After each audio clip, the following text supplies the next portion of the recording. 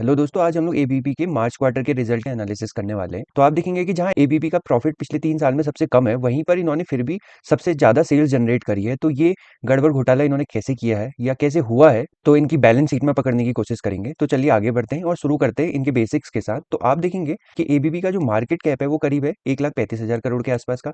PE इनका चल रहा है 90, मतलब आपको अगर एबीबी में 1 रुपया कमाना है तो उसमें आपको 90 रुपए लगाने पड़ेंगे, ये बताता है हमको पी।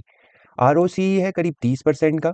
आरओई है करीब 22.5% का। तो अब आप लोग ये दो चीजें ढूंढने की कोशिश करेंगे जो स्टॉक मार्केट को बेसिक से समझ रहे हैं कि आरओसीई क्या होता है और आरओई क्या होता है किसी भी स्टॉक का। ठीक है, डिविडेंड यील्ड करीब 0.62% की देते हैं और फेस वैल्यू इनकी है 2 रुपए की। तो ये इनके कुछ बेसिक्स हैं और अब हम लोग देख लेते हैं कि ये करते क्या है। तो अब हम लोग देख लेते हैं कि इनके मेन रेवेन्यू के सोर्सेज क्या हैं। तो हम लोग चले जाएंगे कहाँ, इनके अबाउट सेक्शन में, और आप देखेंगे कि क्या हो रहा है। इलेक्ट्रिफिकेशन से इनका जो है 43% रेवेन्यू आया क्वार्टर वन में, किसके, फाइनेंशियल ईयर 25 के, जबकि यही क्या था 2022 में 40% था।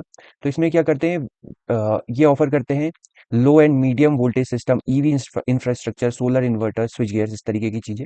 इसके अलावा मोशन डिवाइसेस से इनका करीब 34% बिजनेस आया है। प्रोसेस ऑटोमेशन से इनका 18% बिजनेस आया है और रोबोटिक्स एंड डिस्क्रीट ऑटोमेशन से इनका क्या हुआ, 5% बिजनेस आया हुआ है। तो ये इनके कुछ बेसिक्स हैं। तो चलिए आगे बढ़ते हैं और चले जाते हैं इनके क्वार्टरली रिजल्ट पर। तो आप देखेंगे कि मार्च 2025 में इनकी सेल्स थी करीब 3,000 करोड़ की, जो अभी बढ़ के हो गई 3,180 करोड़ के आसपास। और सेम टाइम पे इनके एक्सपेंसेस जहां 2,450 करोड़ के थे, वही एक्सपेंसेस अब बढ़ के हो गए 2,776 करोड़ के। तो इनका ऑपरेटिंग प्रॉफिट जहां मार्च में 560 करोड़ का था, वही ऑपरेटिंग प्रॉफिट अभी रह गया 408 करोड़ का। तो ऑपरेटिंग प्रॉफिट मार्जिन आप देखेंगे, जहां पर क्या था लास्ट ईयर करीब 19% के आसपास था, वही ऑपरेटिंग प्रॉफिट मार्जिन इस साल घट के करीब 13% के आसपास रह गया है। और लास्ट ईयर जहां इनकी अदर इनकम 110 करोड़ की थी, वही अदर इनकम इस बार 1,541 करोड़ की हो गई है। तो आप ये चीज नोटिस करिएगा कि किसी भी कंपनी के केस में क्या होता है, जिस ईयर उनकी क्या हो रहा है, जिस ईयर या जिस क्वार्टर में उनकी क्या होती है, उनका ऑपरेटिंग प्रॉफिट कम हो जाता है, अचानक से आप देखेंगे कि वहां पर अदर इनकम बहुत ज्यादा बढ़ जाती है, जिससे क्या हो जाता है, उनकी बैलेंस शीट में जो उनका नेट प्रॉफिट है वो बैलेंस हो जाता है या ज्यादा बढ़ के दिखता है। तो हमको ये सोचने की जरूरत है कि ये क्या एक्चुअल में होता है कि ये एक तरीके का मैनिपुलेशन है जो कंपनी खुद करवाती है। तो एक सोचने की चीज है। चलिए आगे बढ़ते हैं और देखते हैं। आप देखेंगे कि इनका इंटरेस्ट 5 करोड़ था लास्ट ईयर, इस बार है 4 करोड़ का। डेप्रिसिएशन 34 CR का था और इस बार वो बढ़ के हो गया है 42 CR का। तो इनका जो प्रॉफिट बिफोर टैक्स 2025 में 631 करोड़ था, वो इस साल हो गया है 1,904 करोड़ का। तो आपने क्या नोटिस किया, हमने नोटिस ये किया कि इनकी बिजनेस से तो जहां 560 करोड़ की सेल लास्ट ईयर आई थी, वही सेल घट के इस बार हो गई है 408 करोड़ की। तो क्या हुआ, प्रॉफिट में तो करीब 150 करोड़ का ड्रॉप आया जो इन्होंने बिजनेस से कमाया, लेकिन आप देखेंगे प्रॉफिट बिफोर टैक्स में पहुंचते पहुंचते वही प्रॉफिट करीब 3 टाइम्स हो गया, मतलब 1,900 करोड़ का हो गया। और वो कहाँ से जनरेट हुआ, अदर इनकम से। तो ये एक तरीका है कि किस तरीके से भी मैनिपुलेट किया जा सकता है चीजों को। तो अब यहाँ पर क्या दिखाया जाएगा कि एबीबी की जो क्वार्टर एंड क्वार्टर बेसिस पे सेल्स है वो करीब 3 गुना से बढ़ गई। लेकिन क्या है, वाकई में सच है? ऐसा कुछ नहीं है। ये सिर्फ क्या है, एक मैनिपुलेशन है जो कि अदर इनकम के बल पे क्या किया जा रहा है, खेला जा रहा है। तो चलिए आगे बढ़ते हैं और अब हम लोग क्या करते हैं, इनके नेट प्रॉफिट को देखते हैं। तो आप देखेंगे कि लास्ट ईयर मार्च क्वार्टर में इन पे लगा था करीब 25% का टैक्स और इस बार वही टैक्स हो गया 6% का। ऐसा क्यों? तो ये सारी चीजें सोचने वाली हैं कि आप क्या कर रहे हैं, जिस साल आपका रेवेन्यू गिर जा रहा है उसी साल आपकी अदर इनकम भी बढ़ जाती है, उसी साल आपका टैक्स भी बढ़ जाता है। क्या ये पॉसिबल है कि कंपनी खुद ऐसा मैनिपुलेट करे? तो ये एक सोच सर्च करने की चीज़ है।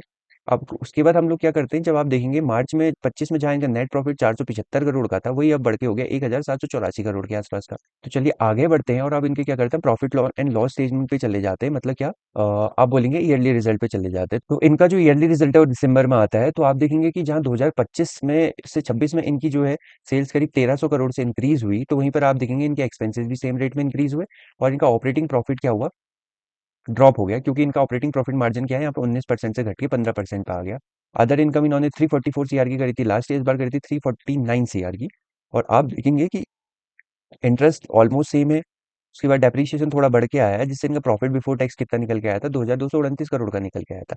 तो आप देखेंगे ट्रेलिंग 12 मंथ में जहां अभी तक का इनका ऑपरेटिंग प्रॉफिट सबसे कम निकल के आ रहा है, वहीं पर इनका प्रॉफिट ऑपरेटिंग प्रॉफिट मार्जिन बढ़ जा रहा है टैक्स की वजह से।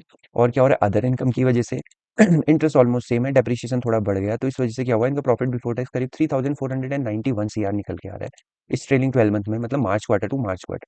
तो हम एक बार और देख लेते हैं कि कभी ऐसा पहले भी हुआ है कि ऑपरेटिंग प्रॉफिट मार्जिन में अचानक से एक बहुत बड़ा उछाल आया। तो उसके लिए हम लोग क्या करते हैं, इनके फिर से क्वार्टरली रिजल्ट पर जाते हैं और देखते हैं कि कभी ऐसा पहले हुआ था क्या।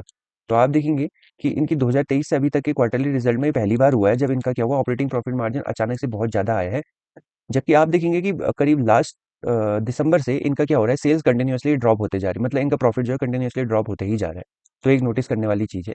तो इसको बैलेंस करने के लिए कहीं न कहीं कंपनी ने क्या करा, ऑपरेटिंग प्रॉफ़िट को, अदर इनकम से प्रॉफ़िट को क्या करा, जनरेट कर दिया। तो चलिए आगे बढ़ते हैं और अब इनकी करते हैं हम लोग बैलेंस शीट का एनालिसिस। तो आप देखेंगे कि जहाँ इन पर क्या था, रिज़र्व था करीब लास्ट ईयर आप बोल सकते हैं 7,000 करोड़ का, इस बार वो हुआ था दिसंबर में 7,794 करोड़ का। बोरोइंग्स नॉमिनल है, उसके बाद फिक्स एसेट है इनके पास करीब 1,000 करोड़ के आसपास के। करंट वर्क इन प्रोग्रेस भी बहुत नॉमिनल सा है। तो चलिए आगे बढ़ते हैं और इनकी आप क्या करते हैं, शेयर होल्डिंग पैटर्न पे चले जाते हैं। तो आप देखेंगे कि प्रमोटर्स की जो शेयर होल्डिंग है वो 75% थी और अभी भी 75% ही है। डीआईआईस की शेयर होल्डिंग में आप देखेंगे करीब 1.3% का ड्रॉप आया है 2023 से लेके अभी तक।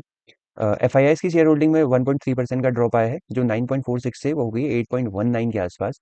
डीआईआई जहाँ 8.7% थे, वो डीआईआई अब 9.28% हो गए। तो आप कह सकते हैं कि 1% के आसपास का इंक्रीज आया है। और पब्लिक क्या है, ऑलमोस्ट सेम है, बीच में थोड़ी बड़ी थी लेकिन ये फिर से अभी क्या हो गई है, मार्च क्वार्टर में फिर से कम हो गई है।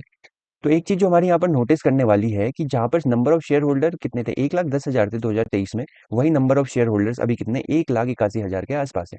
मतलब छोटे छोटे एक दो या चार शेयर्स में क्या करने वाले, ट्रेड करने वाले लोगों की क्या है, लोगों का नंबर क्या हो रहा है, शेयर्स में बढ़ रहा है। तो ये हमारा एबीबी का एनालिसिस था, जिसमें हमको ये बात समझ में आई कि जहाँ कंपनी के क्या हो रहा है, प्रॉफिट तो कम हो रहा है, लेकिन उन्होंने क्या करा, प्रॉफिट में झोल-झाल करके क्या हो रहा है, अपना नेट प्रॉफिट हाईएस्ट दिखा दिया है। और एक अच्छी चीज़ जो इनके साथ ये है कि प्रमोटर्स क्या है, 75% अपने मैक्सिमम लेवल पर हैं और इंटैक्ट हैं, और बाकी इनकी शेयर होल्डिंग क्या है, स्टेबल है। तो ये हमारा एबीबी का एनालिसिस था।